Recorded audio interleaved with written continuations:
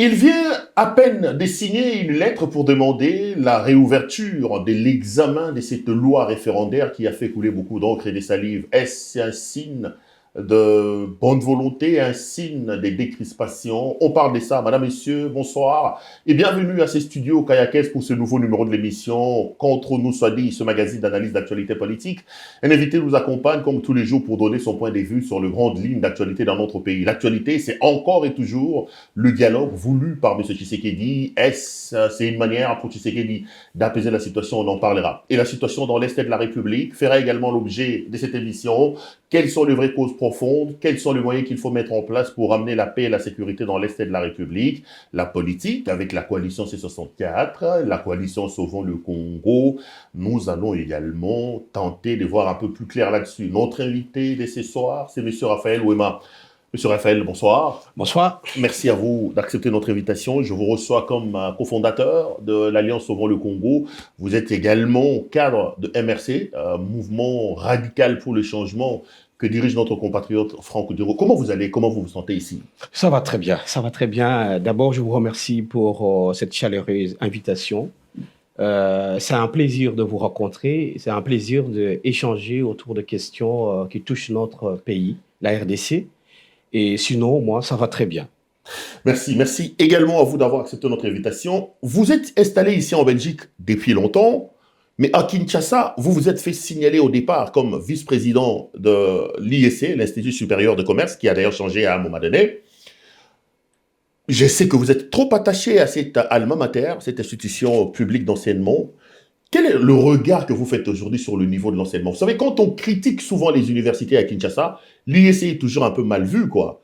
On dit que là-bas, c'est un peu du n'importe quoi. Je ne le confirme pas, vous y avez été. À l'IEC, il ne faut pas bien trouver des gens d'une certaine... voilà. On raconte un peu de tout et de rien. Vous êtes passé par cette université. Quel est votre regard sur l'enseignement et sur ce qui se passe aujourd'hui à l'IEC?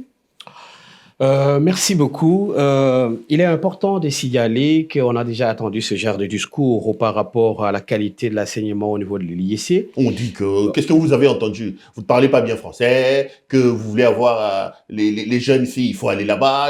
On dit un peu de tout et de rien. Hein. Je suis heureux de vous avoir, vous qui avez été vice-président à un moment donné de la coordination des étudiants sur place. Je laisse la responsabilité aux téléspectateurs qui vont suivre cette émission. Si je ne maîtrise pas cette langue de Molière, et peut-être à vous, et j'ose croire que vous ne pouvez pas inviter quelqu'un qui ne maîtrise pas cette langue. Voilà, alors je vais revenir à votre question.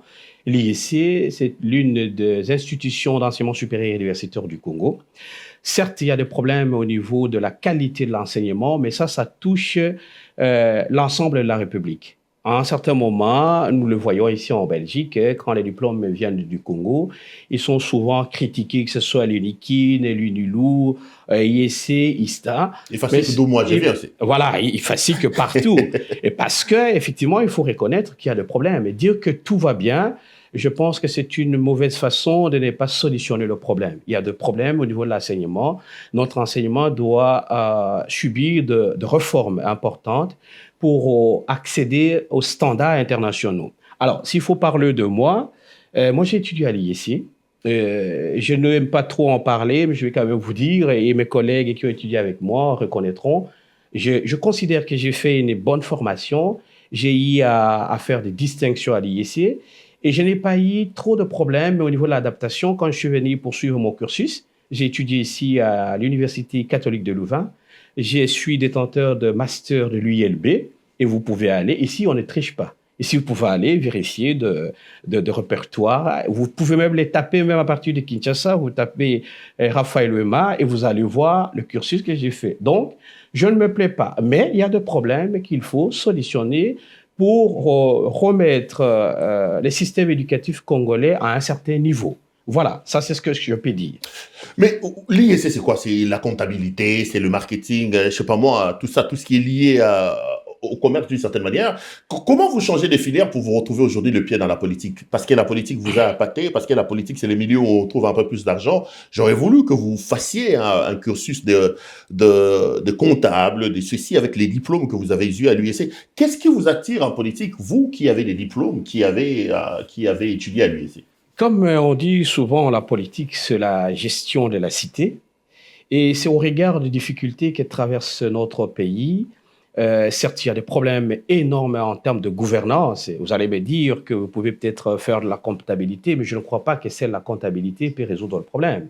Il est évident que le politique a beaucoup plus de prééminence en termes d'orientation parce que c'est les décideurs politiques qui donnent un cap, qui donnent une vision et les autres domaines de la vie de la société vont suivre.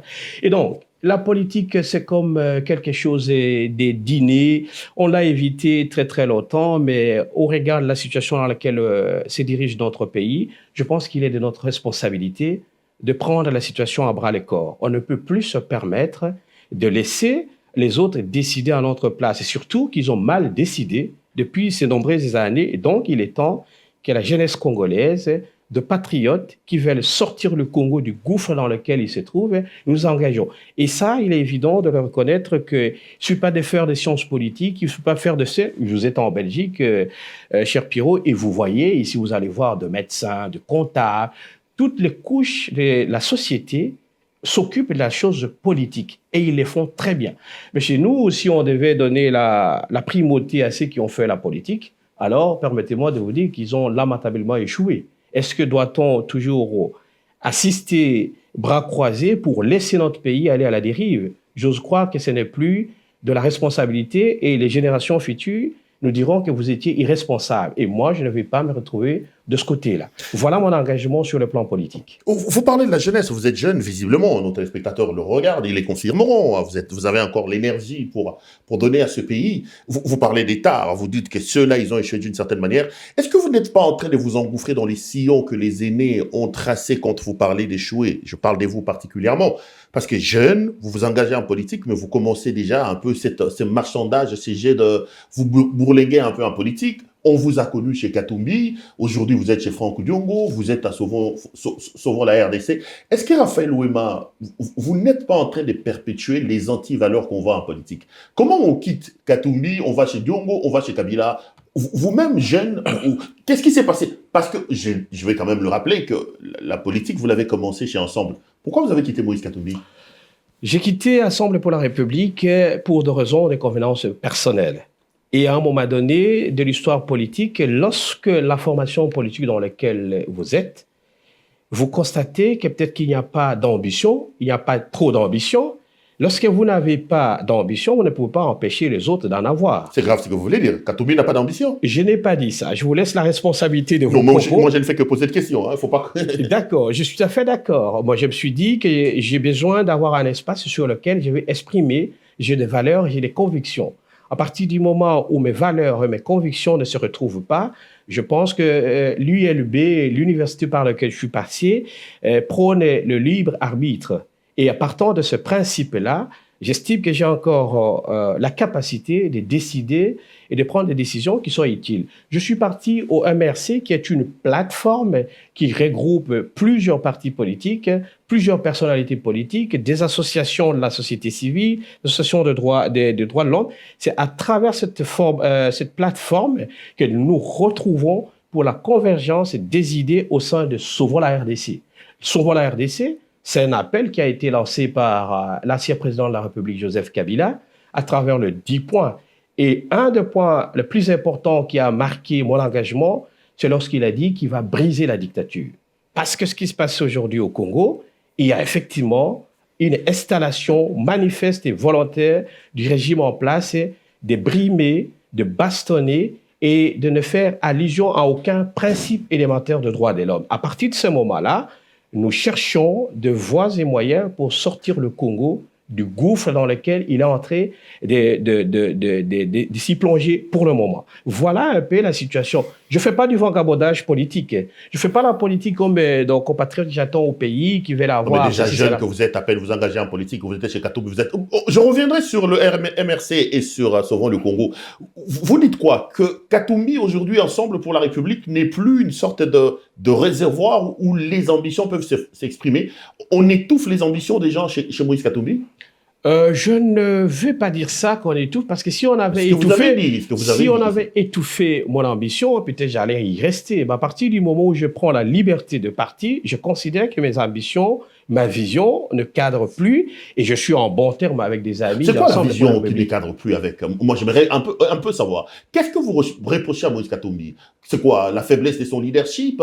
Le fait qu'il s'efface, qu'il laisse plusieurs courants dans son parti? Dites-nous, qu'est-ce que vous avez reproché à Moïse Katumbi pour quitter son parti politique? Je n'ai pas, en termes propres, reproché quelque chose au président Moïse Katumbi, mais j'ai constaté qu'après les élections, j'aurais aimé qu'il y ait des Les élections de décisions. 2023. 2023, j'aurais aimé, Assemblée pour la République, comme une grande formation politique, puisse faire de choix. Soit avec le régime en place, on ne fait pas de l'opposition républicaine en face d'un dictateur. Ça, c'est de l'illusion. En même temps, j'ai relevé certaines contradictions. Tantôt, on vous dit qu'il y a eu un désordre électoral. Ça, je cite le porte-parole du président Katumbi, Olivier Gamitatou.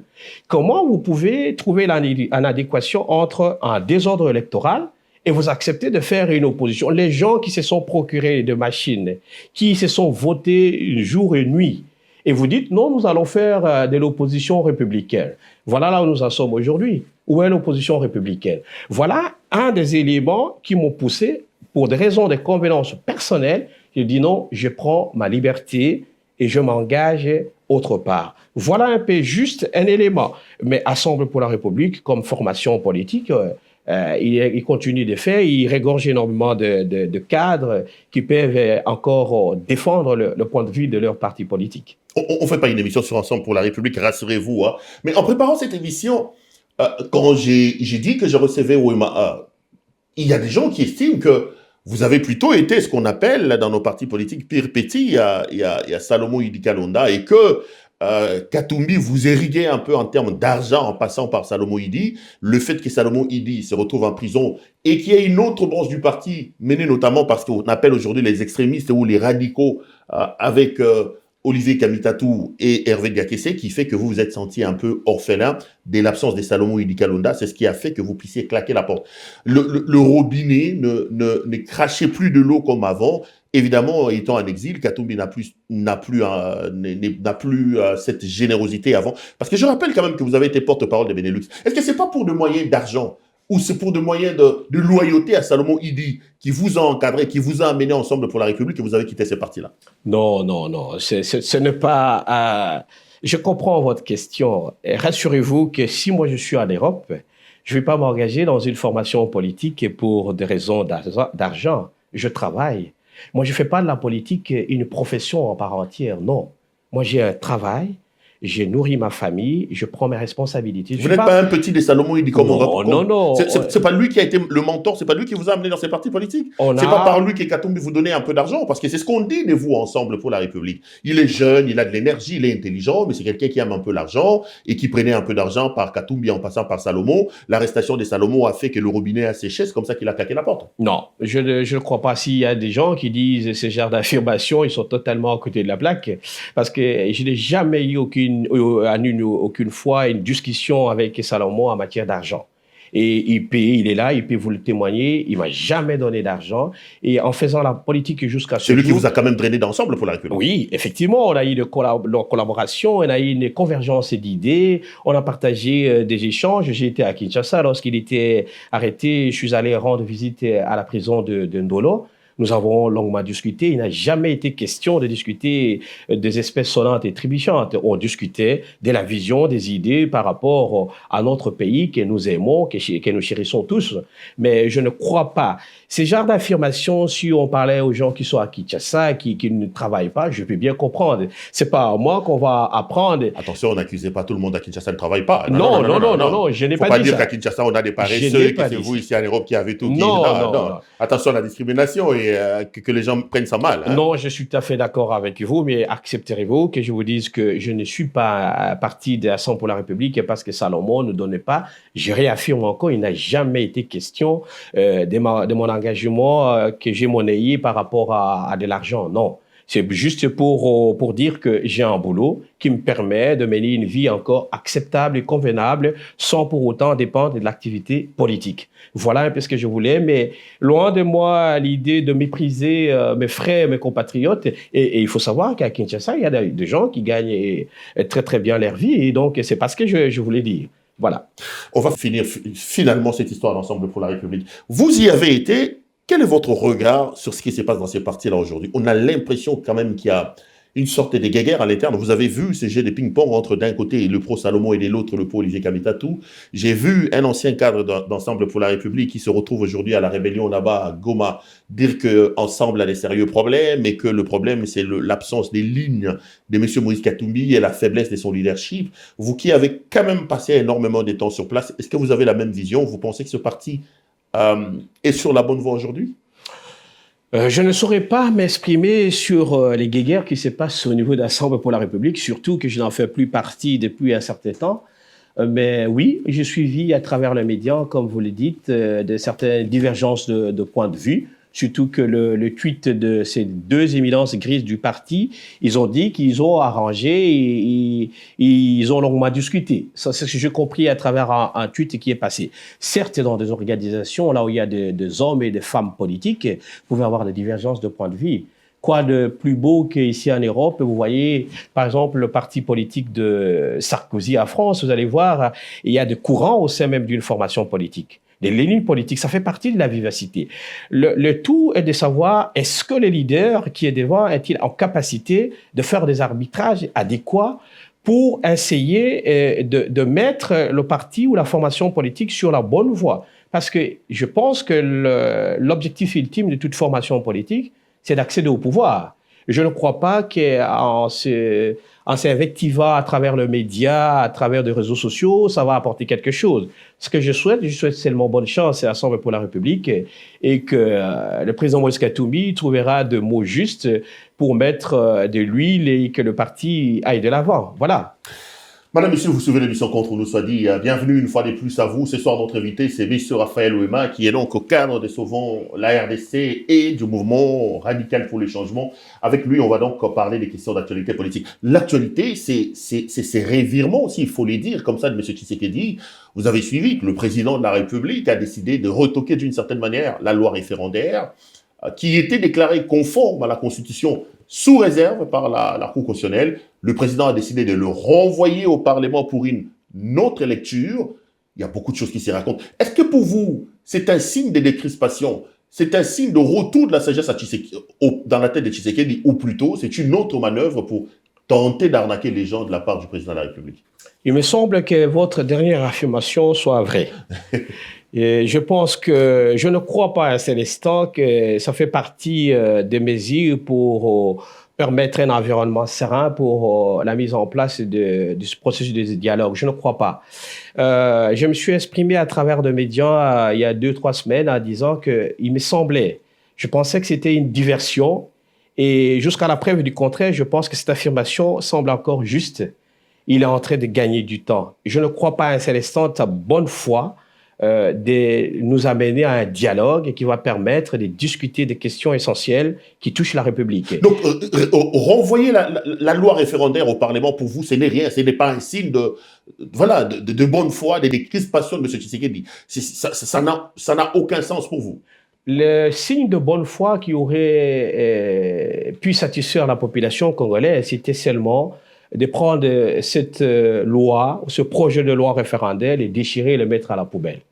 Ça, c'était le signe qui aurait vraiment permis à la population de comprendre qu'il n'est pas dans la mauvaise... Parce que ça fait partie des stratagèmes. C'est un stratagème que le président de la République Tshisekedi utilise pour gagner du temps.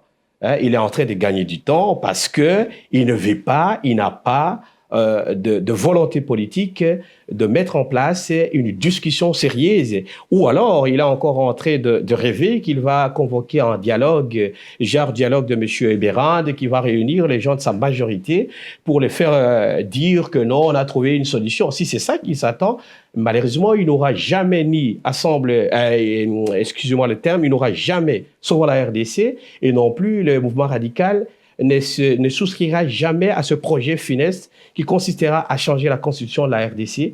Cette constitution doit rester et on demande à M. Tshisekedi de préparer les élections et laisser le pays continuer. On n'attend pas, ce n'est pas une faveur qui va donner à la République. Le pays a une situation qui est très, très complexe. Et ça demande un temps pour que le fils et les filles de ce pays se mettent autour d'une table et discuter pour envisager des solutions adéquates en vue de sortir le pays de la misère dans laquelle il se trouve. Voilà un peu ce qu'on attend du président de la République. Vous parlez du dialogue. Vous êtes de Sauvons de la RDC et de MRC. Vous êtes prêt à le dialogue, que je sache? Il y a des préalables. Mais il me semble que vous posez les conditions. Sous quelles conditions, sous réserve de quelle décrispation, vous, MRC, vous, Sauvons la RDC, vous êtes prêt à participer à un dialogue appelé par le président Tshisekedi?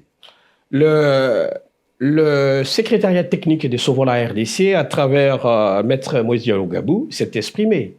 Il y a eu 7 points sur lesquels on a soumis à la, soi-disant, à la comédiation ou aux évêques, s'ils veulent que les Sauvons la RDC participent à ces dialogues. Il y a des préalables qu'il faut respecter.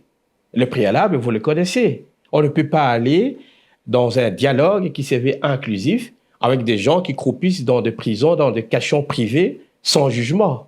On ne peut pas aller dans un dialogue où vous et moi, on ne peut pas mettre le pied à Kinshasa sans que vous soyez arrêtés, sans qu'on vous envoie à la force du progrès, vous menacez, vous tabassez. On ne peut pas aller au dialogue alors qu'il y a des formations politiques qui ont été fermées, complètement niées de leur existence.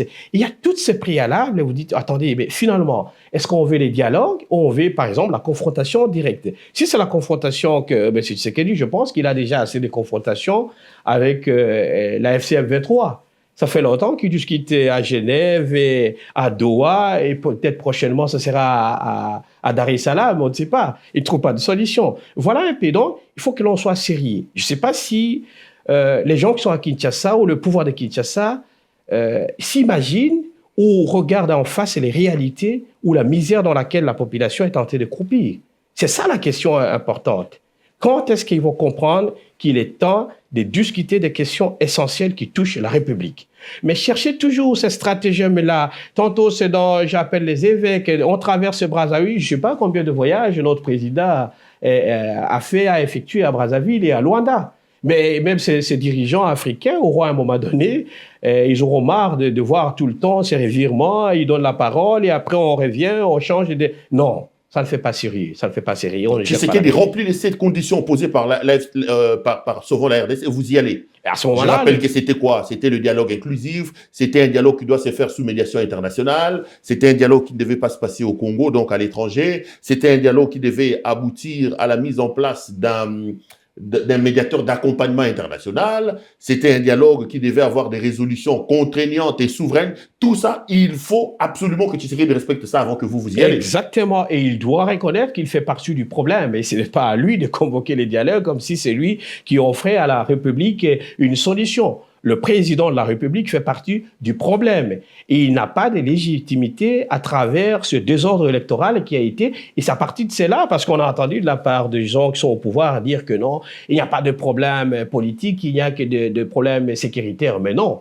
La légitimité qu'ils sont en train d'affirmer, qu'ils l'ont obtenue à travers ce désordre électoral, ce n'est pas de la légitimité, c'est de l'illégitimité. Et donc, de ce fait, il fait partie du problème.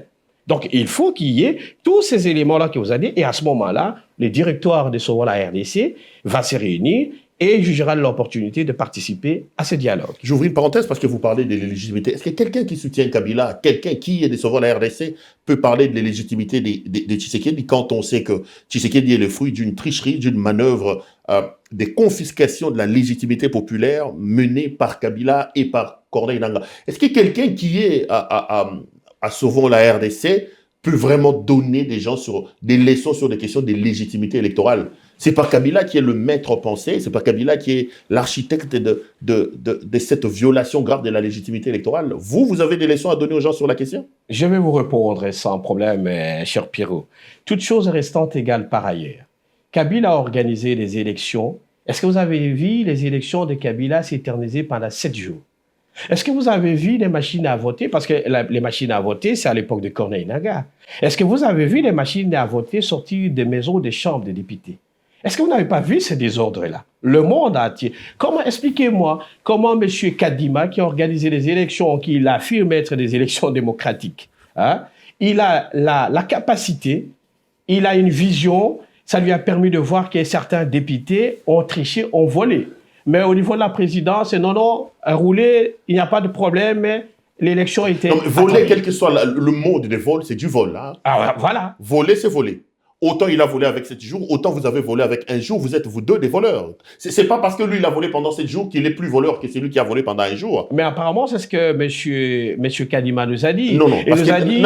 Nanga lui-même reconnaît que Tshisekedi n'avait pas gagné les élections. C'est sur ordre de Kabila que Tshisekedi a été imposé président. Si vous voulez critiquer ce qui s'est passé en 2023, soyez honnête avec vous-même et soyez conséquent. Commencez par critiquer ce que Kabila et Nanga ont fait en 2018. Je ne vais pas être l'avocat de M. Nanga, mais si ce que vous me dites est vrai, il a dit ça.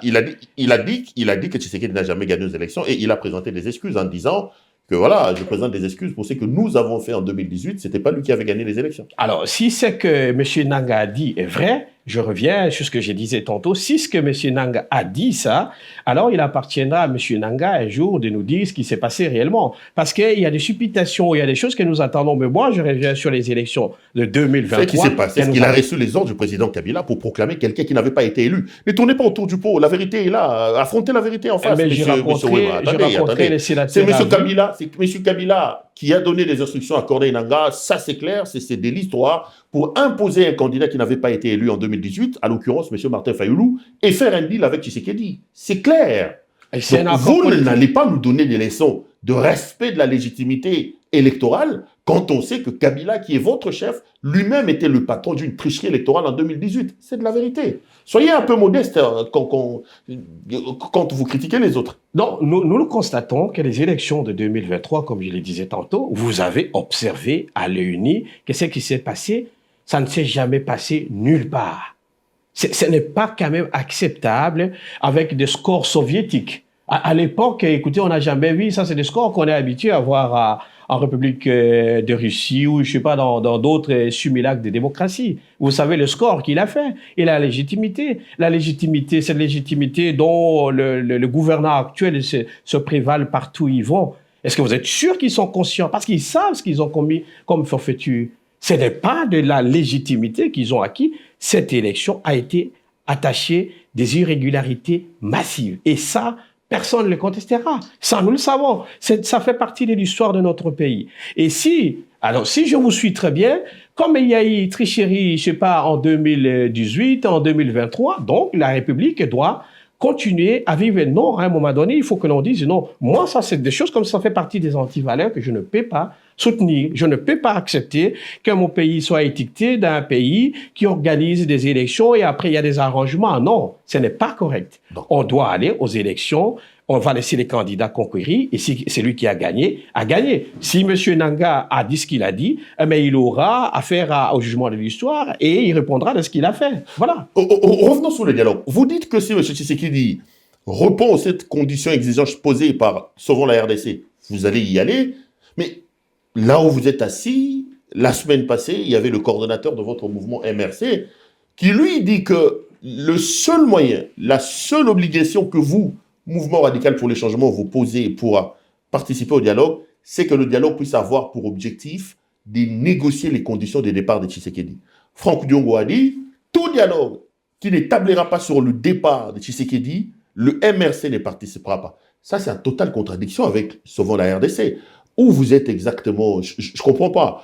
De l'autre côté, on dit qu'il faut l'inclusivité, il faut des assurances internationales, et chez vous, MRC, alors que vous faites partie, il a même dit, si il advenait que souvent la RDC accepte d'aller dans un dialogue qui ne traite pas des questions de départ de Tshisekedi, nous, MRC, on ne participera pas. Je voudrais où votre cœur bat pour la solution de Sauvons la RDC ou plutôt pour le radicalisme exagéré de M. Franck Diongo? Je ne vois pas de contradiction dans cette manière de s'exprimer. Au moins, vous conviendrez avec moi que le président Tshisekedi, et à la fin de son mandat, dans 2 ans, il va finir. Au moins, si vous conviendrez avec moi que la constitution de la RDC prévoit que vous avez un mandat une fois renouvelable et après vous partez. Ça veut dire quoi? Ça veut dire lorsque nous allons discuter de ces questions, évidemment qu'on va discuter de mécanismes par lesquels M. Tshisekedi arrive à la fin de son mandat, il organise des élections et il nous laisse. Dans ces élections-là, il ne participera pas. Parce qu'il ne peut plus, la constitution actuelle l'interdit. Et c'est de cette façon-là qu'il va utiliser cette loi que je disais tout à l'heure, sadique, cette loi référendaire, pour utiliser ces stratagèmes-là et revenir par l'arrière et dire non, je suis candidat. C'est ça la manœuvre qui est en train d'être faite. Et donc, les conditions posées par la RDC sont en totale conformité avec la position du mouvement radical, parce que le mouvement radical pour le changement fait partie des mouvements qui ont fondé la RDC, dont le sénateur à vie Joseph Kabila est coordonnateur. Voilà, donc moi je ne vois pas les contradictions. Nous allons discuter dans ce dialogue-là de toutes ces questions-là qui touchent à la vie de la République, tout en gardant à l'esprit que le président Tshisekedi est à la fin de son 2e mandat. Donc c'est clair, il doit faire ses 2 mandats et partir. Je pense que j'ai été suffisamment clair par rapport à la question. Je ne vois pas de contradiction entre les affirmations de la RDC et la position prise par le MRC, d'autant plus que le MRC fait partie de la RDC. Donc, nous sommes en adéquation et la position, elle est claire. M. Tshisekedi ne peut plus être candidat dans une quelconque élection en République démocratique du Congo au regard de la constitution de la République démocratique du Congo. Je pense que c'est plus clair. Tshisekedi, quel est le statut que vous avez de lui? Est-ce un président de la République? Est-ce un problème? Est-ce qu'une solution au problème qu'il y a dans le pays? Diongo dit que c'est un serpent, c'est un traître et qu'il faut le pendre d'une certaine manière. Est-ce que vous partagez cet avis mené par le coordonnateur de MRC? Je laisse la responsabilité de propos du coordonnateur au coordonnateur. Il sait pourquoi il les a utilisés. Pourquoi il les a utilisés. Pourquoi lui, c'est pas la vision des MRC. Ça, c'est le propos du coordonnateur. Il parle plutôt personnalisé. C'est pas comme ça que vous, en tant que mouvement, vous voyez les choses. Je vais répondre à votre question. Vous m'avez dit comment je qualifierais M. Tshisekedi. C'est ça votre question. M. Tshisekedi fait partie du problème. Aujourd'hui, s'il faut solutionner les problèmes du Congo, et M. Tshisekedi, il doit faire partie des solutions. En même temps, il est le problème de la République démocratique du Congo. Parce que, in fine, aujourd'hui, c'est lui qui joue le rôle de président de la République. Il ne faut pas qu'on se le cache. C'est lui. Et on ne peut pas aujourd'hui, si on doit être vertébré et rationnel, on ne peut pas imaginer trouver une solution et ne pas discuter avec lui. Je n'ose pas croire, si on doit faire une analyse tout à fait logique, il fait partie du problème, c'est avec lui, avec sa majorité union sacrée de la nation, que l'on doit discuter pour trouver des solutions au Congo. Je ne crois pas surtout à l'idée qu'il faut le mettre de côté. Non, on va complexifier encore la situation.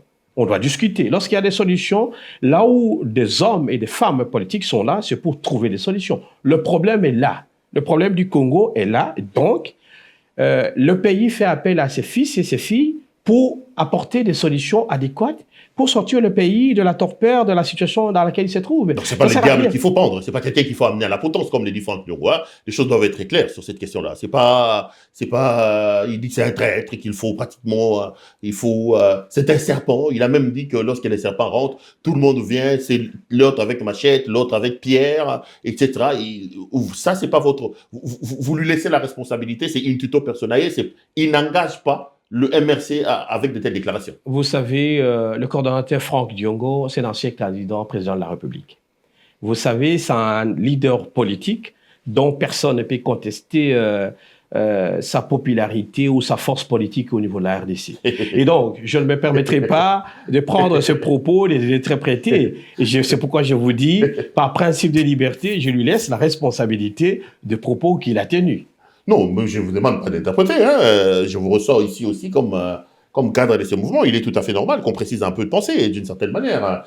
Je sais que vous n'allez pas aller en confrontation avec Franck Diongo. Non, c'est pas le but. C'est pas le but. C'est les leaders de notre mouvement. Je ne vais pas non plus vous mettre à porte-à-faux avec lui d'une certaine manière. Rassurez-vous, il n'y a pas une idée de vous piéger là-dessus. Je ne fais que poser des questions, savoir si c'est son idée à lui, parce que d'une certaine manière, les gens ont été choqués de l'entendre dire ça, ou c'est plutôt comme ça que vous voyez les choses au sein de la structure? C'était ça, c'était une question simple. Donc, c'était pas un piège. Ah ben, je me renseignerai auprès du coordonnateur pour savoir si réellement ce sont des propos qu'il a tenus et s'il faut venir, je doute pas de sa capacité d'analyse, s'il a utilisé ces mots-là et que la population s'est sentie heurtée. Je ne doute pas un seul instant c'est un animal politique. Hein. Il sait savoir, il sait comment il va communiquer avec sa base, avec la population et expliquer, motiver sa pensée. Pourquoi il a utilisé ces termes. Mais il faut savoir une chose, cher Pierrot. Vous vous rappellerez que pendant la campagne électorale, Franck Diongo a subi des situations très très délicates de par la milice qui est nourrie et blanchie par les régimes en place de Kinshasa. Donc, il faut garder ça à l'esprit. Les fameuses forces du progrès. Voilà, vous savez très bien. Et Franck Diongo n'a jamais voulu se retrouver un jour en exil. Vous savez, c'est quelqu'un qui a combattu, qui a mené son combat politique au niveau du pays. Et si aujourd'hui, il se retrouve à l'étranger, il faut savoir qu'il y a d'autres éléments qui ont fait qu'il arrive à prendre. Et je pense, à chaque fois que je le rencontre, c'est pas avec du gaieté de cœur qu'il se retrouve à l'étranger. Il aurait aimé rester à Kinshasa et mener ce combat et surtout amener la population à vivre le bonheur de la démocratie. Donc, c'est des éléments, c'est des moments très, très délicats que certains leaders politiques ont dû passer pendant un certain temps de l'existence sur cette terre. Donc, il faut comprendre la motivation, mais je préfère ne pas trop épiloguer par rapport à la question. Et vous aurez d'autres occasions que vous discuterez avec lui et je vous demanderai de lui transmettre ce message que la population s'est sentie heurtée par rapport à certains propos. Je n'ai pas dit la population, j'ai dit certaines personnes. Okay. Je ne suis pas représentant de la population et je n'ai pas reçu mandat ici de parler au nom de la population. Allez, vous êtes au MRC, vous êtes aussi à Sauvons la RDC. J'étais avec vous à Nairobi lorsque la structure a été créée. J'étais avec vous lors du premier congrès, mini-congrès que vous avez organisé ici à Bruxelles. Vous avez été à Harare, rencontrer le président Kabila il n'y a pas longtemps. Une année après, quel bilan vous faites de Sauvons la RDC? À chaque fois que je reçois les gens de Sauvons la RDC ici, j'aimerais bien savoir, c'était quoi les objectifs? Parce qu'une année après, sur le terrain, on a l'impression que ça n'existe pas. Quel est le bilan que vous tirez de l'existence de cette structure un an après? Au début de l'émission, je pense avoir rappelé un élément important qui a forgé ma conviction d'adhérer à Sauvons la RDC. Je vous ai rappelé que les sénateurs à vie avaient prononcé un discours avec plusieurs éléments, plusieurs points. Et le point qui avait retenu mon attention, c'était de mettre fin à la dictature. C'est de briser la dictature. Ça, c'est le fondement. Ça, c'est mon engagement fondé sur parce qu'il y a la dictature au Congo. C'est de cette façon que je me suis engagé au niveau de Sauvons la RDC.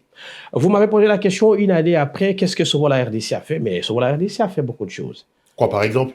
Il a mené de campagnes diplomatiques à travers le monde. Et ils ont rencontré énormément, on a rencontré divers leaders politiques de la région en Afrique et au niveau extérieur. Et ne croyez surtout pas que les revirements, les tâtonnements de président Tshisekedi aujourd'hui, est-ce que je convoque le dialogue, je ne convoque pas, ne croyez pas qu'il est fait de gaieté de cœur. Non, c'est parce qu'il y a des pressions terribles. Ça fait partie aussi des activités que souvent la RDC est en train de mener. Vous avez parlé d'une année après, vous-même vous avez cité la mini-évaluation qui s'est passée ici à Bruxelles au mois de février. On avait discuté des questions. Il y avait une restitution qui a été organisée à Kinshasa. Cette restitution a déniché sur l'intolérance politique où les leaders, entre autres le professeur Théophile Bemba, Seth Kikouni, qui se retrouvent même aujourd'hui en exil à cause de cette intolérance politique parce que ils ne voulaient pas que souvent la RDC déroule ce programme comme ça a été prévu. Mais rassurez-vous, cher Pierrot, les actions sont en train d'être menées. Il y a une planification. Donc, les plus grandes, c'est quoi? C'est quoi? C'est le plaidoyer diplomatique? Parce que nous, sur le terrain, on a l'impression qu'on ne vous voit pas, sauf sur des communiqués. Hein. Vous avez cité Nyarugabo, les communiqués à temps et à contre-temps, mais sur le terrain, on ne sent pas, d'une certaine manière, le mouvement Sauvons la RDC tenter de bouger les lignes. Nous qui sommes à l'intérieur, nous voyons l'activité qui est menée et nous nous félicitons parce que nous voyons des résultats tangibles. Nous voyons des choses peut-être que d'autres personnes ne voient pas. Sur le plan politique, quand il y a des chefs d'État qui se déplacent et des émissaires de diplomates qui partent rencontrer tel, tous les jours, il y a des activités qui sont menées à travers cette plateforme. Peut-être que je comprends que les gens auront aimé que souvent la RDC organise de marches, organise. Mais tout ça, nous avons une planification qui est en train d'être déroulée et nous suivons notre agenda qui est bien précis et nous savons vers où nous y allons. Donc, gardez votre mal à patience et vous allez voir. Parce que si je vous parle du point de vue diplomatique, vous allez dire on n'en voit pas. Mais nous voyons les retombées, nous voyons les résultats que vous ne voyez pas. Mais peut-être demain, nous allons tenir une grande réunion, un conclave dans lequel on va vous dire non, voici là on a commencé, voici les actions qui ont été menées, voici les résultats obtenus. Peut-être c'est ce que le média et la grande partie de la population voudraient voir. Je rappelle une fois que souvent la RDC à Kinshasa voulait organiser des activités. Mais vous savez, avec toujours ce régime qui est tolérant du point de vue politique, et ils ont fait pression, ils ont intimidé, ils ont fermé la majorité des partis politiques qui composent souvent la RDC, sont interdites de fonctionnement au Congo. Comment voulez-vous que les gens sont en train de travailler carrément dans la clandestinité? Est-ce que vous rendez compte dans un pays qui s'est dit démocratique? Voilà la situation dans laquelle nous nous retrouvons aujourd'hui. Selon la RDC a quand même comme patron M. Kabila, l'ancien président de la République, qui a été sanctionné récemment par les États-Unis d'Amérique, qui l'accuse d'être d'une certaine manière le vrai patron de l'FCM 23. On va parler peut-être de l'FCM 23, mais je voudrais quand même qu'on puisse circonscrire encore d'une certaine manière Kabila. Est-ce que vous pensez que c'était judicieux pour le président Kabila de se retrouver à Goma, un coin contrôlé par un mouvement soutenu par le Rwanda, la FCM 23? Est-ce que vous comprenez, ou plutôt vous fustigez, les sanctions que les États-Unis d'Amérique ont prises contre le président Kabila? Je désapprouve les sanctions émises par les États-Unis qui sont en même temps contre-productives. Ça ne produit absolument rien. C'est des sanctions fantaisistes. On veut pleurer à des amis, à des coopérats qui vont peut-être en contrepartie avoir des carrés miniers. Alors, il y a des lobbies qui font un peu pression. Bon, écoutez, mettons le nom. Je ne sais pas si ces sanctions importent le président honoraire Joseph Kabila. Ça, c'est de un. De deux, vous avez posé la question, pourquoi il se retrouverait à Goma? Parce que je sache, Goma, c'est le Congo. Si vous me dites, non, mais le président Kabila, il se retrouve, je sais pas, au Brésil, à Cuba, je vous dis, mais attendez, mais il est parti loin. Alors que la population a besoin de lui au Congo. Il est au Congo. Non, mais Goma, c'est vrai que c'est au Congo, mais c'est quand même une zone sous contrôle d'un mouvement rebelle soutenu par une force étrangère qui est le Rwanda. Mais à ce que je sache, quand il est parti à Goma, il a annoncé qu'il partait pour des consultations. Et j'ai vu à travers le média, comme vous, qu'il a consulté les couches de la population. Il n'a fait que recueillir les doléances, et parmi ces doléances, cette population aspire à vivre dans un environnement de paix. Et voilà, peut-être qu'avec son expérience d'ancien chef de l'État, il pourrait servir demain à apporter une paix tranquille et toujours au niveau de l'Est de la République. Alors, je ne pense pas que la meilleure de façon serait de condamner l'ancien président. Pourquoi il s'est retrouvé? Parce que s'il venait à Kinshasa, vous savez qu'à Kinshasa, il est condamné à mort. Alors, si vous ne voulez pas qu'il soit à Goma, vous voulez qu'il soit où? Qui passe ses jours dans un autre pays. Ça, moi, je ne partage pas ça. Je préfère encore qu'il soit à Goma parce que Goma, c'est le Congo.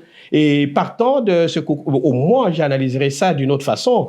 Le fait qu'il soit à Goma peut même briser cette affirmation qui consiste à dire que non, Kinshasa a oublié l'Est et Kinshasa participe à la balkanisation du Congo. Or, le fait que le président Kabila, qui est le champion de la réunification du Congo à l'époque de 1+4 se retrouve là, il donne quand même espoir à la population que tôt ou tard, le Congo ne sera pas balkanisé. Rappelez-vous de sa célèbre phrase où il a dit qu'il n'aspire pas à voir le Congo demain se retrouver à une situation comparable à celle de la soudanisation. Vous vous rappelez de ça?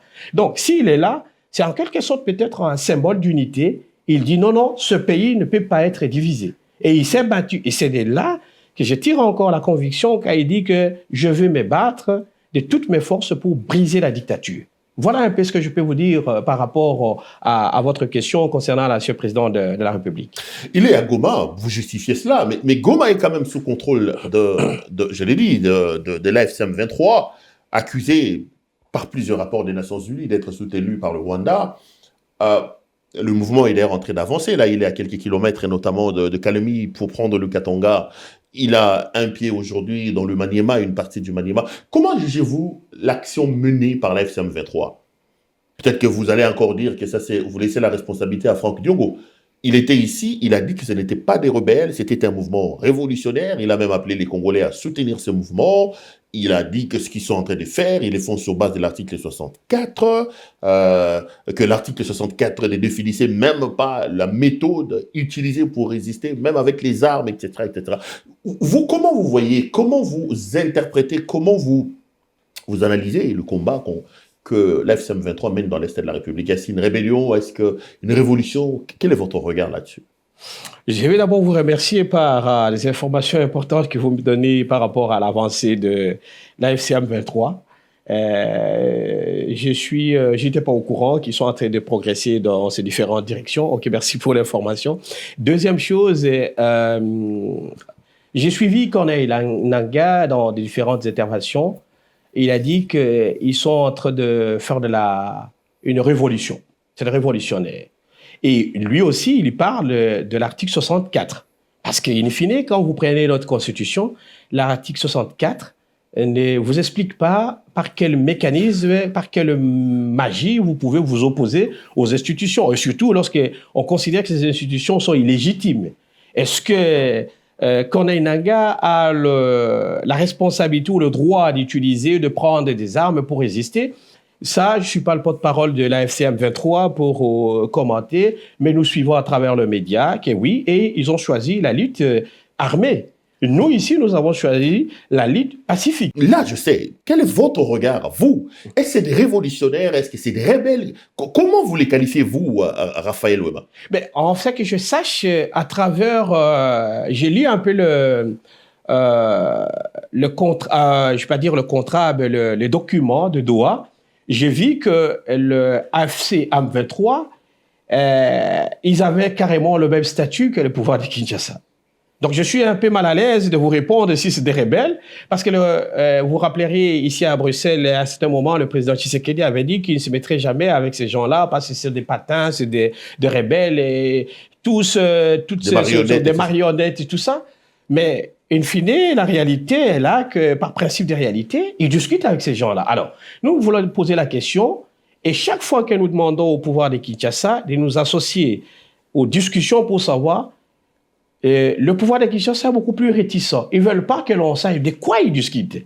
Est-ce qu'ils discutent avec des rebelles ou ils discutent avec des révolutionnaires, ils discutent avec des résistants? Nous n'en savons pas. Mais au moins, dans les documents de Doha et de Genève, on voit que les belligérants ont convenu ça. Les belligérants ont convenu ça. Et dernièrement, je sais que vous êtes très très bien informés, vous avez vu le pouvoir de Kinshasa a commencé à la libération des prisonniers. Alors, on libère des terroristes, on libère des prisonniers, on ne comprend pas. Il y a une forme d'illisibilité de la situation de l'Est, cher Pierrot. C'est le pouvoir qui est en train de créer tout ce désordre-là et on ne sait pas vivre. Parce que vous ne pouvez pas nous dire que je ne veux pas discuter avec ces gens alors que vous en faites. Et même la question de l'inclusivité du dialogue, permettez-moi de revenir un peu en arrière, parce qu'on a entendu plusieurs voix à Kinshasa s'élever pour dire il faut que la FCM 23 participe au dialogue pour que l'on sache. Et le pouvoir vous dit non, ils ne participeront pas. Mais qu'est-ce qu'ils font de l'autre côté? Pourquoi ils nous disent parce qu'ils sont en train de discuter avec ces gens? Pourquoi nous ne pouvons pas savoir? C'est quand même notre pays. Vous avez le droit, parce que vous êtes du pouvoir à Kinshasa, vous pouvez discuter ce que vous voulez, mais quand on vous demande, mais vous discutez de quoi? Non, non, non, non, c'est des patins, c'est des terroristes, c'est des marionnettes. Alors, le jour où le gouvernement nous dira qu'ils n'ont pas discuté avec des rebelles, alors peut-être qu'on aura à vous éclairer, vous dire non, ces gens-là sont des révolutionnaires. Moi, j'ai attendu qu'on ait dit qu'ils sont des révolutionnaires. Est-ce que vous comprenez leur combat? Est-ce qu'ils ont raison de faire ce qu'ils sont en train de faire? Est-ce qu'ils ont raison de prendre les armes au regard du contexte et de la configuration actuelle du pays? Mais vous voyez ce qui se passe de l'autre côté du régime et la brutalité avec laquelle ils sont en train de matraquer l'opposition. Est-ce qu'il y avait d'autres mécanismes qui auraient permis, par exemple, à Nangaa de discuter à Kinshasa? Parce que lorsque vous fermez toutes les portes et qu'il n'y a plus moyen de discuter, À un moment donné, vous pouvez pousser les gens à prendre même des moyens qui sont tout à fait inadaptés pour vous combattre. C'est peut-être ce que les Congolais sont en train de vivre Non, mais aujourd'hui. les Fayoulou sont là-bas, les Délis et Sanga font l'opposition là-bas, les Kabound sont des opposants là-bas. Vous parlez de quoi? Il y a des gens de l'opposition qui sont là-bas, qui organisent même des marches. La coalition C64 est sur place. Et Vous n'allez pas dire que Tshisekedi empêche aux opposants de respirer alors que vous avez les Délis et Sanga et les Martin Fayoulou qui sont dans le pays. il me semble qu'ils n'empêchent pas l'opposition. En fait, ils ont plusieurs catégories d'opposants. Et il y a certains opposants qui sont tolérés, qui sont acceptés, qui sont même parfois dorlotés. Ce qui me semble, parce que c'est des discours que nous attendons. Je vois très mal une personne. Comment voulez-vous que Corneille Nangaa vienne à Kinshasa faire de l'opposition à partir du moment où vous avez condamné quelqu'un à mort sans toutefois l'attendre? Non, mais on l'a condamné à mort parce qu'il a déjà pris les armes. Ne mettez pas la charrue devant le bœuf d'une certaine manière. Vous dites que les gens n'ont pas la possibilité de faire de l'opposition.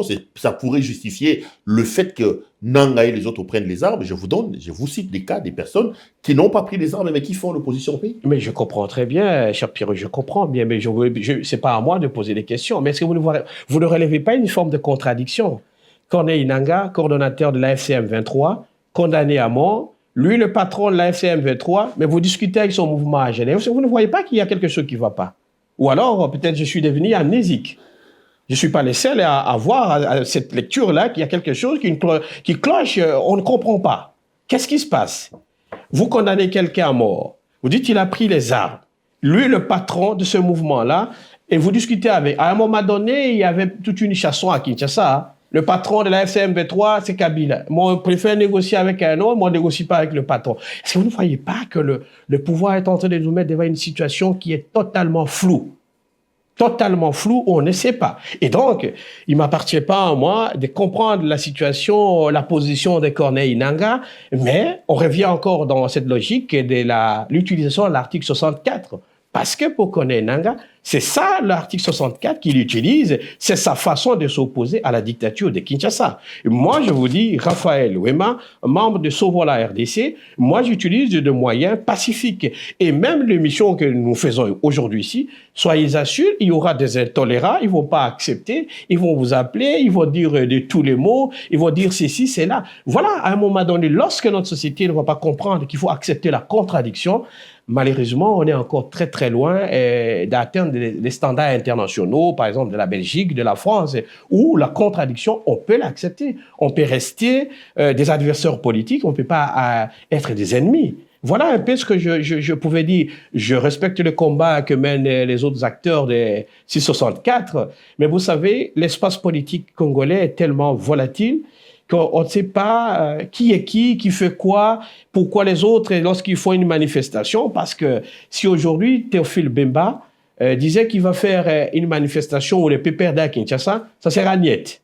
Mais si M. Fayoulou, M. Sesanga, ils veulent faire une manifestation, peut-être ça sera toléré. Pourquoi c'est deux poids, deux mesures? Qu'est-ce que vous voulez dire? Ils sont en adéquation avec le pouvoir, c'est des valets du pouvoir, des infiltrés du pouvoir dans l'opposition. Je constate qu'il y a une forme d'ambiguïté qu'on ne sait pas expliquer.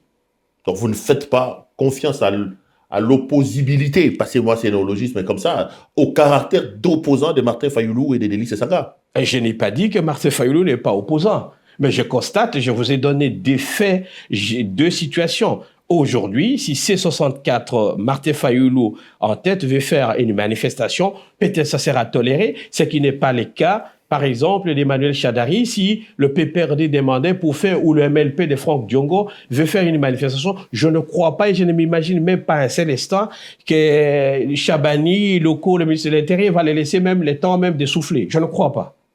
On rentre dans l'Est de la République. Pour vous, la solution, c'est laquelle? C'est d'amener les gens de la FCM 23 autour de la table de ces dialogues. Pour vous, c'est quoi? C'est qu'eux poussent militairement pour chasser Tshisekedi. Quelle sera pour vous la recette pour que, finalement, que l'Est de la République puisse retrouver la paix? Il me semble que la logique, ou, selon moi, si vous me demandez, il me semble logique qu'on privilégie le dialogue. Le dialogue inclusif va nous permettre d'étaler toute la situation ou les problématiques de l'Est du Congo. L'approche militaire, je ne vais pas m'hasarder, je ne suis pas spécialiste des questions militaires et je ne me permettrai pas d'avancer. Mais Moi, je ne décide pas de qu'est-ce que la FC M23 va faire. Si Corneille Nangaa est entré, comme vous l'avez dit tantôt, avancer vers ceci, vers cela, ça, c'est leur responsabilité. Mais il me semble qu'il est important de privilégier le dialogue.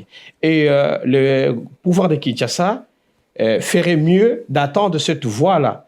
Quand les évêques ont proposé leur médiation pour résoudre le problème du Congo, ce n'est pas parce que l'opposition non armés ou l'opposition armée sont en position de faiblesse. Non, c'est parce qu'on privilégie que les gens se retrouvent autour d'une table pour discuter des questions essentielles de la République.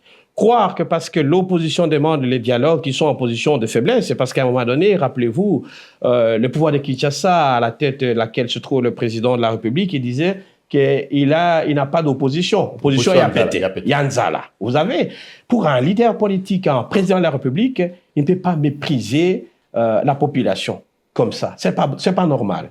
Il y a deux mots qu'un chef de l'État ne peut pas se permettre d'utiliser. Mais malheureusement, on trouve des termes du jargon vraiment qui relèvent vraiment d'une formation de gens du force du progrès. Malheureusement, c'est ça la République. Donc la solution, c'est le dialogue. Un véritable dialogue pour mettre tout le monde autour d'une même table, il faut que ce discuter dialogue, des vraies causes et trouver des solutions. Exactement, il faut qu'il y ait un caractère inclusif et toutes les questions doivent être discutées autour de cette table. Il me semble que c'est la solution la moins coûteuse et qui peut nous permettre d'avancer. Et réfléchir autrement que parce qu'on va recruter des mercenaires et que je ne crois pas que cette logique-là va amener une paix durable. La paix durable, il me semble important que ça passe par le dialogue. Vous avez parlé de Tshisekedi en faisant le bilan de ce que vous avez fait avec souvent la RDC. On parle un peu du président Tshisekedi. Vous avez dit qu'il n'aura plus un autre mandat. J'ai suivi un débat et des explications, notamment de M. Mouzito, qui a publié une autre tribune en jetant des fleurs à la gestion de Tshisekedi, qui trouve le pays avec 4 à 5 milliards de dollars laissés par Kabila en 5, 6 ans, 7 ans. Nous en sommes pratiquement à un peu plus de 15 milliards de dollars selon eux. J'ai suivi le professeur Chilumbaï qui dit que son salaire a été multiplié, etc., etc. Quel est le bilan que vous faites du pouvoir Tshisekedi? Est-ce que vous pensez que tout est noir ou vous avez des axes sur lesquels vous estimez que M. Tshisekedi mérite quand même des fleurs par rapport à sa gestion de la République? Le bilan est catastrophique. Le bilan est catastrophique. Je m'explique. Là, je vais prendre un peu ma casquette de quelqu'un qui a eu des notions de gestion économique et financière. On nous dit, M. Chilumbaï, peut-être qu'il reçoit 5 000 dollars à professeur, peut-être en République démocratique du Congo. Il y a des professeurs qui reçoivent 5 000 dollars selon que vous appartenez à l'UDPS et les autres, si vous êtes d'une autre formation politique et vous touchez une autre. J'ai un frère des frères qui sont professeurs à Kinshasa, je sais combien ils gagnent, ils n'ont pas cet argent. Ça, c'est de un. De deux, je ne sais pas si vous avez oublié un certain Nicolas Kazadi. Je pense que vous vous rappelez de ce monsieur, l'argentier du pays. Ministre, qu'est-ce qu'il vous a dit? Il nous a dit aux yeux, au vu du monde entier, qu'il n'y a pas de projet. Quand l'argent arrive, nous prenons, nous partageons, on va discuter les projets après. Je vous donne encore un deuxième exemple. Vous vous rappelez d'un certain Bisselele qui vous dit qu'ils sont arrivés au pouvoir, ils n'ont pas de carnet d'adresse. Ça, c'est pas nous. Ça prouve que le régime en place à Kinshasa, ils sont arrivés aux affaires, ils n'avaient aucune vision du pays. Parlons des chiffres. Ils nous disent qu'à l'époque, ils ont trouvé M. Mouzito, il y avait 4 milliards. Mais comment expliquer qu'avec 4 milliards, on a dû se procurer à cette époque-là, le pouvoir de l'époque, je ne sais pas combien, 3 ou 4 avions de Congo Airways, 500 bis de Transco, vous avez des œuvres comme le boulevard Triomphal, vous avez le pont Ponzo, vous avez le pont Luangi, vous avez l'aéroport de Kisangani. Parce qu'en réalité, ce que le président Tshisekedi est en train de faire aujourd'hui, il est en train d'inaugurer des œuvres qui ont été financées, bétonnées par le régime précédent. C'est ça la réalité. Et quand vous avez des centres culturels et Kinshasa, de projets de telle envergure, vous ne le faites pas en 1 année, 2 ans. Les temps de montage financier, de tout dérouler la planification, c'est 5-6 ans. Donc il faut que nos amis qui sont au pouvoir aient une certaine honnêteté pour expliquer. Comme M. Chilumbaï, dans son émission, il dit que non, il pose la question, je voulais essayer de lui montrer 500 mètres de route construite par l'ancien gouverneur du Katanga ou le président Kinshasa. Mais c'est une vaste blague, ce qu'il fait. C'est une blague. Il est venu, il s'est improvisé un acteur de théâtre. Mais et lui, il jouerait très bien le rôle plus que même Saï Saï. S'il était dans le domaine du théâtre, vraiment, il aurait eu beaucoup d'admiration. Parce que vous vous rappellerez que le boulevard Théophile a été construit à l'époque du président Honoré Joseph Kabila, quand même.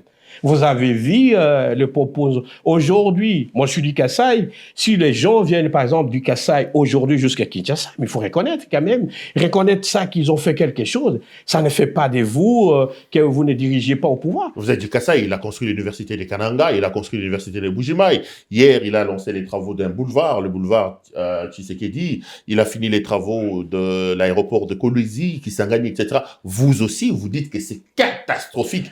Autant vous dites qu'il faut reconnaître quelque chose de Kabila, autant on vous dira la même chose. Commencez aussi par reconnaître. Je reconnais ça, mais par rapport aux moyens que dispose la République aujourd'hui, parce que M. Mouzito, là où il n'est pas correct dans son analyse, il ne dit pas comment on passe de 4 milliards à 16 milliards. Il ne dit pas à la population d'où viennent ces revenus. Ces revenus viennent juste de la modification du code minier. Le code minier a fait que la République amasse aujourd'hui énormément de moyens. Mais les moyens ne sont pas disponibilisés ou dispatchés de la façon adéquate. On ne remplit que les poches de M. Chilumba qui reçoit 5 000, il reçoit 40 000 comme premier vice-président de l'Assemblée nationale. Lui, il a vraiment le courage de dire qu'il est bien payé. Et vous voyez, si aujourd'hui il reçoit 5 000, regardez la forme physique qu'il a. Il est en très bonne santé. Mais demain, s'il ne donne plus, il n'est plus professeur étiqueté IDPS, je ne sais pas s'il aura le même salaire. Voilà, c'est ces choses-là que nous combattons. Aujourd'hui, le Congo dispose, on a eu des droits spéciaux au niveau des institutions de Bretton Woods, où le Congo a utilisé ces droits-là pour avoir de moyens. Dernièrement, on a fait la première émission d'Eurobond sur le marché financier international. Mais aujourd'hui, l'application, la répartition de cette somme pose problème. Parce que les gens ont toujours cet appétit-là. Quand il y a l'argent qui arrive, on se partage, on discutera après. Et ça, la personne qui nous dit, c'est l'argentier du gouvernement, c'est un membre éminent de l'IDPS, qui a travaillé dans ces institutions. Comment voulez-vous que nous, on fasse confiance à ces gens-là? Et toutes choses restant égales par ailleurs, 4 milliards, on achète des avions, mais aujourd'hui, on passe par du leasing, on prend des avions d'Ethiopian Airlines, on nous dit, écoutez, on a des avions, attendez, mais quand même, soyons quand même sérieux. Si on a 51% d'actions au niveau de cette société, demandez la première chose, demandez aux Éthiopiens d'échanger ne fût-ce que la couleur des chaises qui sont à l'intérieur. Et les couleurs de la RDC sont tellement moches qu'on ne peut même pas utiliser nos couleurs au niveau de... Si les avions nous appartiennent, si nous sommes en jointe voiture dans cette société, pourquoi on doit humilier la République jusqu'à ce niveau? Vous croyez qu'on n'a pas le moyen? Si on a 14 milliards, les avions ici, on les achète à location, en leasing. Pourquoi on ne peut pas prendre et monter une société si on a cet argent qu'on nous dise? Mais vous allez voir, je vais vous épargner d'autres détails parce que vous prenez le budget aujourd'hui. Nous sommes au mois d'août. On vous dit la présidente de la République a utilisé 92% de ses allocations. Vous trouvez ça normal? Nous sommes au mois de juillet. Mais quand on sait que le président, c'est quelqu'un qui ne reste pas 3 jours à Kinshasa, il doit voyager. Donc, arrivé au mois de décembre, eh bien, à lui seul, il va utiliser 5 milliards. Et quand vous allez prendre d'autres ministères, voilà, c'est ça. C'est ça, il y a une forme, c'est par rapport à ces éléments-là que je vous dis que la gestion est catastrophique. L'argent est là, mais il est mal distribué, il est mal géré. On se partage entre copains. Vous savez, le projet 100 jours, Tigelou, zéro trou, c'est zéro, c'est que dalle. Il n'y a rien. L'argent, c'est dans les poches. Mais vous voyez à Kinshasa, les immeubles poussent partout. Et c'est ces gens-là, vous leur demandez, mais vous trouvez l'argent, non? Roulez, passez, il n'y a pas d'explication à donner. Est-ce que c'est cette république-là que nous voulons? Non. Il faut qu'il y ait une redistribution de la richesse produite au niveau. Le Katanga, ils sont en train de pleurer. Ils vous disent, on produit ici. Le président, vous trouvez normal, le président de la République a effectué plus de 12 voyages au Katanga. Mais il y a des provinces qui n'ont vu le président qu'une fois. Il y a d'autres, zéro. Et pourquoi il va tout le temps au Katanga? C'est ça les questions que nous nous posons. Donc, je n'en disconviens pas que l'université de Bujima est construite. Ça, c'est une évidence. Mais l'université a été construite. Combien d'étudiants y fréquentent? C'est ça la question. Quelles sont ce qu'on a mis en place pour que les étudiants... On a construit très bien l'université de Bujima. Mais, selon nos informations, l'université est vide. Parce que tous les jeunes, ils préfèrent aller au Katanga, ils préfèrent venir à Kinshasa. Là, ils vont trouver. Et les gens qui devaient aller à l'université se retrouvent en train de faire la moto. Tout le monde devient, oui, voilà, de l'auto-entreprise pour subvenir aux besoins de sa famille. Voilà, ça c'est la réalité du Congo, cher Pierrot. Allez, on va terminer cette émission, M. Rafouéma. Quel avenir vous prédisez pour Tshisekedi pour vous? Comment vous voyez Tshisekedi dans 3, 4, 5 ans? Dans 4-5 ans, je le vois s'il a... Il y en a qui disent qu'on voit sa fin de manière tragique. Il y en a qui disent qu'il sera emprisonné. Il y en a qui disent qu'il changera la constitution et sera encore président de la République. Vous le voyez où dans 3, 4 ans? Je pense qu'il a cette volonté-là de changer la constitution. On ne va pas le laisser faire. Deuxième chose, je ne suis pas de ces gens-là qui vont lui souhaiter le malheur, mais j'aurais aimé qu'il reste en vie. Peut-être que demain, lorsqu'on va arriver aux affaires, il va voir comment on va gérer autrement notre pays.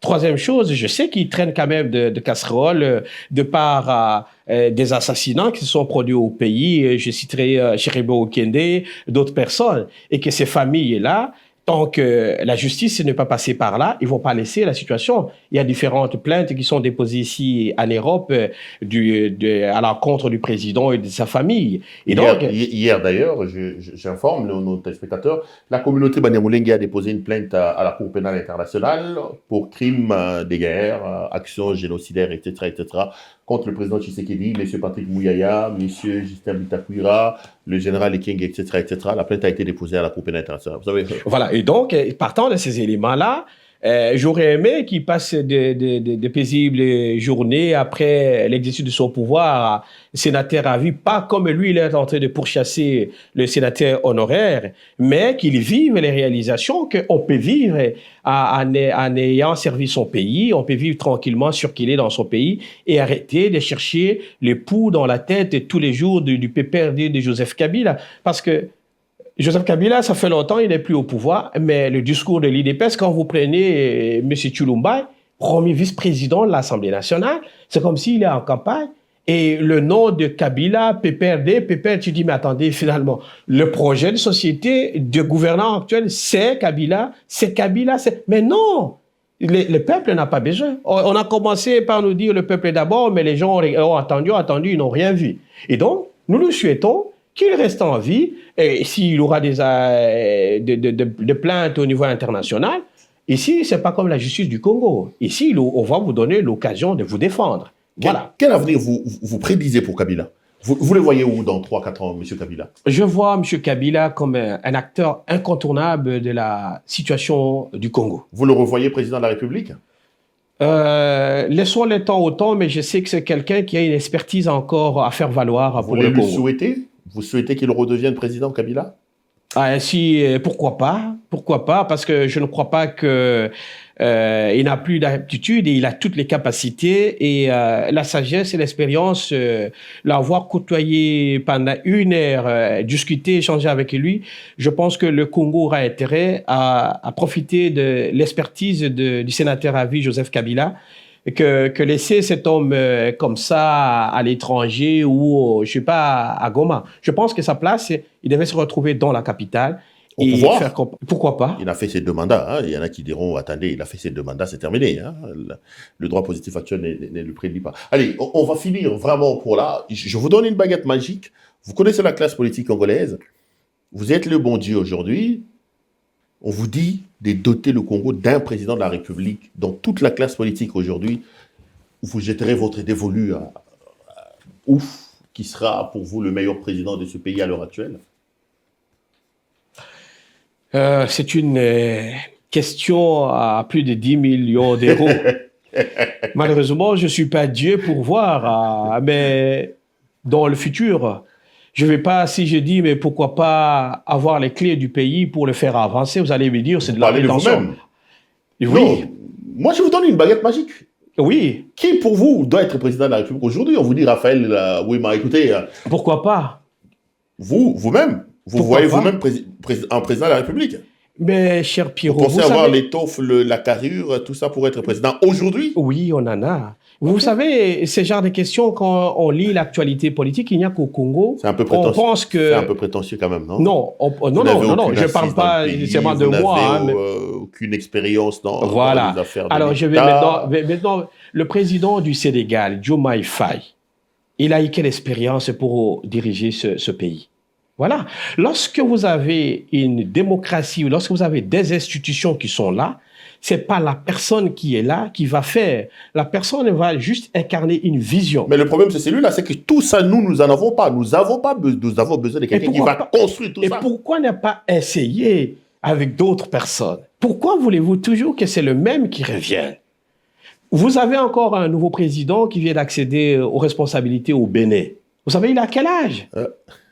Pourquoi ces gens-là peuvent essayer, utiliser, et il n'y a que chez nous, on pense qu'un jeune de trentaine, quarantaine, cinquantaine ne peut pas être chef de l'État. Mais le président, le sénateur a vu Joseph Kabila. Quand il accède au pouvoir, il avait quel âge? Et vous avez vu ce qu'il a fait? Le pays était divisé à 4. Il a dit, venez mes frères. Il a réunifié le pays. Pourquoi ne pas tenter cette expérience? Pourquoi ne pas croire à la jeunesse? Soyez clair. Pourquoi ne pas tenter Raphaël Parce que je sais de quoi mes compatriotes vont me dire demain. Ils vont dire que tu es prétentieux, tu es orgueilleux, c'est ce qu'ils vont dire. Bon, je vais vous parler de ça. On vous enlève, vous choisissez qui alors?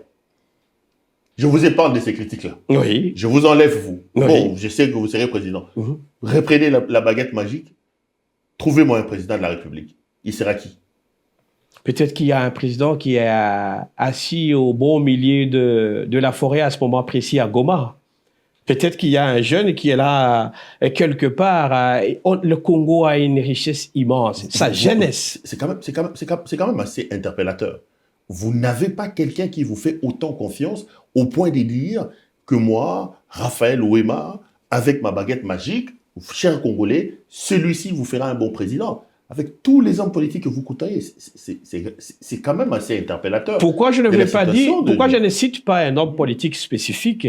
Et vont vous taxer qu'il vous a corrompu, il vous a donné l'argent, voilà la classe politique dans laquelle nous nous trouvons. C'est pourquoi je m'abstiens de donner des noms, mais je peux vous rassurer qu'il y en a énormément de gens qui ont de qualité, qui sont capables de sortir ce pays. Je récupère mon bâton. Et vous voyez quelqu'un, et vous voyez quelqu'un. Non, je vous épargne les supplices alors. Je sens que cette question peut vous amener à l'abattoir pour rien. Voilà. Je récupère mon bâton magique.